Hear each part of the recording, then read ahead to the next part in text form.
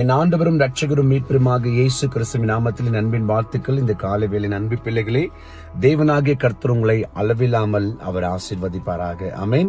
தேவனுடைய செய்திக்கு நேராக நம்ம கடந்து போகலாமா? எடுத்துக்கொள்ளுங்க. இன்னொரு விஷயம் உங்களுக்கு ஞாபகப்படுத்துறேன். இந்த மாதம் 15 நாள் உங்களை ஆண்டவர் வழிநடத்திருக்கிறார். இதோ இன்னும் 15 நாளும் உங்களை நிச்சயமாக கர்த்தர் வழிநடத்துவார். கவலைப்படாதீங்க. எல்லாரும் இந்த ஸ்கூல் ஃபீஸ், அட்மிஷன்ஸ், காலேஜ் இதெல்லாம் யோசிச்சுட்டு இருக்கிறீங்களா? என்ன பண்ணலாம், எது பண்ணலான்னு கவலைப்படாதீங்க. ஆண்டவர் உங்களுக்கு தேவையான காரியங்களை நிச்சயமாக அவரு ஆசீர்வதிப்பார். என் ஆண்டவராக இயேசு கிறிஸ்து உங்களை எல்லா விதத்திலையும் நன்மைகளை நிச்சயமாக ஆண்டவர் செய்வார். கவலைப்படாதீங்க. எடுத்துக்கொள்ளுங்க. இன்னைக்கு நான் ஒரு விஷயம் சொல்றேன். அந்த விஷயத்தை நீங்க இன்னைக்கு விட்டுட்டீங்கன்னா நிச்சயமா நீங்க பிழைப்பீங்கன்னு சொன்னா நம்ம லாங்குவேஜ்ல பிழைப்பீங்க. ஆமென். எடுத்து வாசிங்க கூட. நீதிமொழிகள் 9:6 வசனம் சொல்லுது, பேதமைகளை விட்டு விலகுங்கள், அப்பொழுது நீங்கள் பிழைப்பீர்கள். பேதமைனா என்ன? நம்ம ரொம்ப புத்திசாலின்னு சொல்லி ஏமாந்து போறோம் பார். நாம தான் எல்லாமேன்னு சொல்லி எல்லாத்தையும் தொலைச்சிட்டு நிக்கிறோம் பார். வந்து கேட்கறவங்களுக்கெல்லாம் நம்பி நம்பி நம்பி நம்பி அநேக காரியங்களை செஞ்சு இன்னும் ஏமாத்துறவங்களை கிட்ட வச்சுக்கிட்டு அவங்களை இன்னும் நம்பிக்கிட்டு இன்னும் அநேக காரியங்களை அவங்களுக்கு செஞ்சுட்டு இங்க போனா நம்மளுக்கு லாஸ் ஆகும், அங்க போனா லாஸ் ஆகும், இது போனா சரி இருக்காது அப்படிலாம் தெரிஞ்சு கூட மீண்டும் அங்க போறோம் பாருங்க. இவங்களால தான் நம்ம வாழ்க்கை பிரச்சனை, இவங்களால தான் நம்மளுக்கு இந்த மாதிரிலாம் ப்ராப்ளம் ஆயிட்டு இருக்குன்னு நினைச்சு நம்மளுக்கு தெரியும் அது.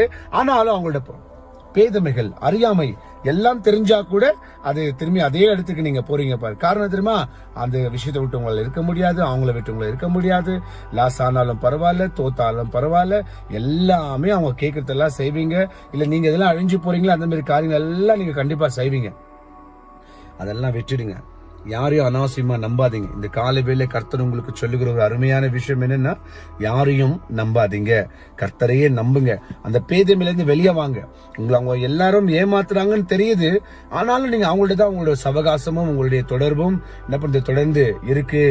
அவங்க உங்கள்கிட்ட வாங்குறாங்க, இல்ல செய்யறாங்க, பண்றாங்க அநேக காரியங்கள். ஆனா எதுவுமே உண்மை இல்லைன்னு உங்களுக்கே தெரியும். ஆனாலும் நீங்க அவங்களே நம்புவீங்க, அவங்கள்ட்ட போவீங்க. அதெல்லாம் நிச்சயமா சொல்றேன். இந்த மாதிரி ஒரு முட்டாள்தனத்துல இருந்து நீங்க வெளியே வந்தீங்கன்னா நிச்சயமா இயேசு கிறிஸ்துவின் நாமத்துல நீங்க பிழைக்குவீங்க. இந்த கண்முடித்தனமா ஜனங்களிடத்துல இருக்கிறது, கண்முடித்தனமா நம்புறது, அப்புறம் உங்க மேலேயே உங்களுக்கு ரொம்ப நான் பண்ணிடுவேன், நான் செஞ்சிடுவேன், நான் தான் எல்லாமே அப்படின்னு ஓவர் கான்பிடன்ஸ் இந்த மாதிரிலாம் இருக்காதீங்க. அதெல்லாம் எடுத்து போயிடுங்க. ஆண்டவருக்கு கீழ்ப்படிங்க. அதாவது உங்களை தாழ்த்துங்க. யாரையும் பேதமையா இருக்காதீங்க. உங்களை ஏமாத்துறாங்கன்னு தெரிஞ்சாலும் அதை நம்பாதீங்க. விட்டு விலகுங்க. அவங்கள விட்டு விலகிடுங்க. யாராலும் உங்களுக்கு பிரச்சனை வருதோ அவங்கள விட்டு விலகுங்க. ஏன் அவங்கள்ட்ட நீங்க இருக்கிறீங்க? அவங்களால உங்களுக்கு வலி வந்தாலும் நீங்க விடுறதுல, அவங்களால பிரச்சனை வந்தாலும் விடுறதுல, அவங்களால கடங்கார ஆனாலும் நீங்க விடுறதுல. ஏன் அப்படி என்ன இருக்கு அவங்கள்ட்ட? ஒன்னே இல்லைங்க, உங்களை சாவடிச்சிடுவாங்க. ஆண்டவராக இயேசு கிறிஸ்து இந்த காலையில் உங்களுக்கு சொல்ற விஷயம், பேதையா இருக்காது. இப்பெல்லாம் படிச்ச பேதை தான் ஜாஸ்தி. எல்லாம் தெரிஞ்சிட்டு எல்லாமே எனக்கு தெரியும்னு சொல்ற பேதை தான் ஜாஸ்தி. நான் பண்ணிடுவேன் அப்படின்னு சொல்ற பேதை தான் ஜாஸ்தி. ஆனா பாத்தீங்கன்னா ஒண்ணுமே தெரியாது. வெறும் வாய் வழியா பேசதான் தெரியுமே தவிர வேற எதுவுமே செய்ய முடியாது. அதுல இருந்து தயவு செய்து வெளியே வாங்க. இன்னைக்கு ஆண்டவர் சொல்றாரு, அந்த மாதிரி பேதமைட்டு வெளியே வாங்க. தேவனிடத்துல இருங்க. அவர் புத்தி கொடுப்பாரு, அவர் அறிவு கொடுப்பாரு. அப்போ நீங்க கண்டிப்பா பிழைப்பீங்க. சரிங்களா? இப்படிப்பட்ட லேசான இந்த முட்டாள்தனத்தை கொஞ்சம் வெளியே வந்தீங்கன்னா கர்த்தர் உங்களை அளவில்லாமல் ஆசீர்வதிப்பார். ஜெபிக்கலாமா? நிச்சயமா இந்த செய்தி உங்களை யோசிக்க வைக்க நினைக்கிறேன். நீங்க யோசிச்சீங்கன்னா நீங்க இதுல இருந்து வெற்றி வெளியே வந்துட்டீங்கன்னு அர்த்தம். இதை யோசிக்காம இவர் என்ன சொல்ற நீங்க புரியாம எதுனா இருந்தீங்க, நீங்க திரும்பவும் இழக்கிறதுக்கான காரியங்கள் தான் அதிகமா இருக்கும். ஆமீன். ஆண்டவர் நமக்கு புத்தி கற்றுக் கொடுத்திருக்கிறார், நமக்கு மூளை வச்சிருக்கிறார், நமக்கு அநேக காரியங்களை வச்சிருக்கிறார். தயவுசெய்து கொஞ்சம் புத்திசாலித்தனமாக மாறுங்க.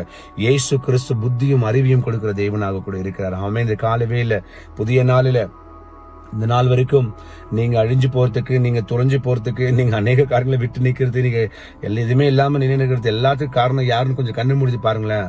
அவங்க யாருன்னு உங்களுக்கு தெரியும். தேசம் அவங்களை தூக்கி குப்பையில போட்டு தேவனிடத்துல வாங்க. தேவன் உங்களை அளவில்லாமல் வாழ வச்சு பிழைக்க வச்சு பெரிய காரியங்களை செய்வார். அவன் கண்களை மூடுங்க. பரலோக பிதாவே, தேவனாக கர்த்தர் நீ செய்த நன்மைக்கு நன்றி. அருமையான வார்த்தை. Yes Lord. அநேக நேரத்தில் நாங்க புத்திசாலி நினைச்சு பேதையா மாறி அநேக காரியங்கள் நாங்க தொலைஞ்சு போயிடுறோம். அருமையான காரியத்தை நீங்க கொடுத்த கிருபைக்கு நன்றி. நாம மகிமைப்பட்டோம். இயேசுவின் நாமத்தில் ஜெபிக்கிறேன் பிதாவே. ஆமென். என் ஆத்துமாவே கர்த்தரை ஸ்தோத்திரி, என் முழுவல்லமே பரிசுத்த நாமத்தை ஸ்தோத்திரி. என் ஆத்துமாவே கர்த்தரை ஸ்தோத்திரி, கர்த்தர் செய்த சகல உபகாரங்கள் வாழ்நாள் முழுவதும் மறவாமல் இருப்பாயாக. ஆமென். இந்த காலை வேளை ஆண்டவர் உங்கள்கிட்ட நேரடியா பேசியிருக்கார். இப்பவே டிசைட் பண்ணுங்க, பிரேயர் பண்ணி விட்டுடுங்க. இந்த நாளில் ஒரு புதிய அற்புதத்தை கர்த்தர் உங்களுக்கு செய்வார். மீண்டும் நாளைக்கு சந்திக்கலாம். அதுவரை கர்த்தர் உங்களோடு கூட இருப்பார். ஆமென்.